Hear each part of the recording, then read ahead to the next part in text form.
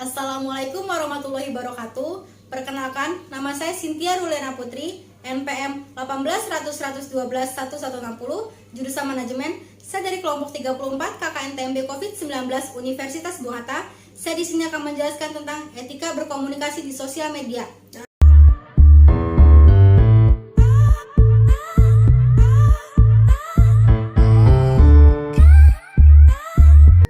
Tahukah kamu berdasarkan data We Are Social, pada tahun 2021 menunjukkan pengguna media sosial di Indonesia sudah mencapai 170 juta pengguna loh.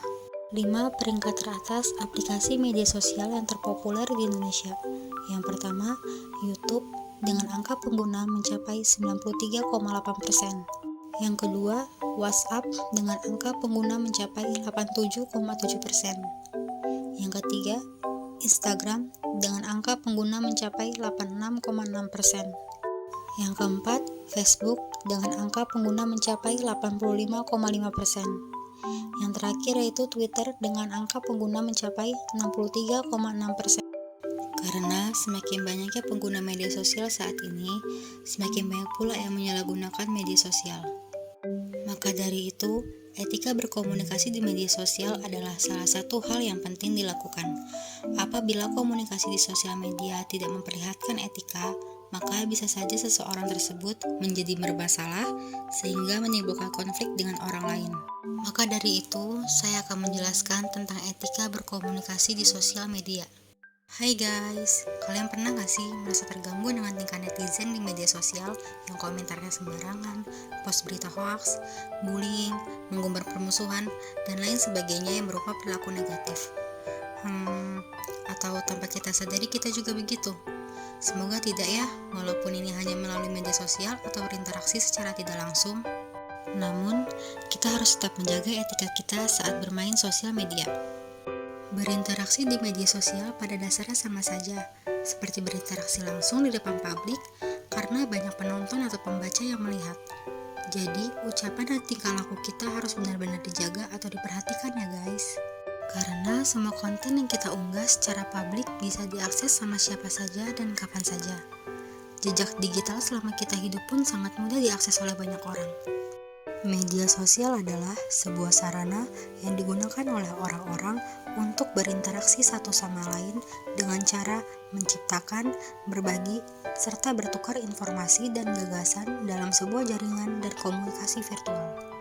Yang termasuk ke dalam media sosial adalah WhatsApp, Facebook, Line, Twitter, Instagram, YouTube, TikTok, maupun media lainnya yang memungkinkan orang untuk menciptakan, berbagi, serta bertukar informasi. Ada beberapa hal yang penting dalam menggunakan media sosial. Etika dalam berkomunikasi. Dalam melakukan komunikasi antar sesama pada situs jejaring sosial, biasanya kita melupakan etika dalam berkomunikasi. Banyak sekali kita temukan kata-kata kasar yang muncul dalam percakapan antar sesama di jejaring sosial, baik itu secara sengaja maupun tidak sengaja. Sebaiknya dalam melakukan komunikasi, gunakan kata-kata yang layak dan sopan pada akun-akun jejaring sosial yang kita miliki dan gunakan bahasa yang tepat sesuai dengan siapa kita berinteraksi. Hindari penyebaran sara, pornografi, dan aksi kekerasan. Ada baiknya tidak menyebarkan informasi yang berhubungan dengan sara dan pornografi di jejaring sosial. Sebarkan hal-hal yang berguna yang tidak menyebabkan konflik antar sesama pada situs jejaring sosial.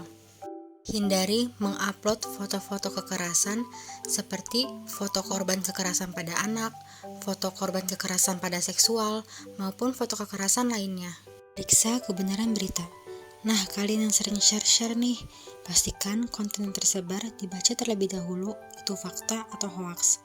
Karena berita yang menjelekkan orang lain sangat sering kita temui di media sosial. Biasanya, hal ini kadang bertujuan untuk menjatuhkan nama pesaing dengan berita-berita yang direkayasa. Oleh sebab itu, pengguna media sosial dituntut untuk cerdas dalam menangkap sebuah informasi. Bila ingin ikut menyebar informasi, ada baiknya kita melakukan cross-check akan kebenaran informasi terlebih dahulu. Yang keempat yaitu menghargai hasil karya orang lain di dunia digital. Semua karya, baik itu berupa tulisan, ide, foto, video, maupun audio milik orang lain yang kalian ambil, edit, atau disebar ke media sosial, ada baiknya kita mencantumkan sumber informasi sebagai bentuk penghargaan untuk hasil karya seseorang. Yang kelima, jangan terlalu mengumbar informasi pribadi sendiri maupun data milik orang lain dan disalahgunakan untuk kepentingan pribadi maupun golongan. Misalnya, jangan terlalu mengumbar informasi pribadi, terlebih informasi mengenai nomor telepon, alamat rumah, tanggal lahir lengkap, permasalahan pribadi, maupun permasalahan keluarga.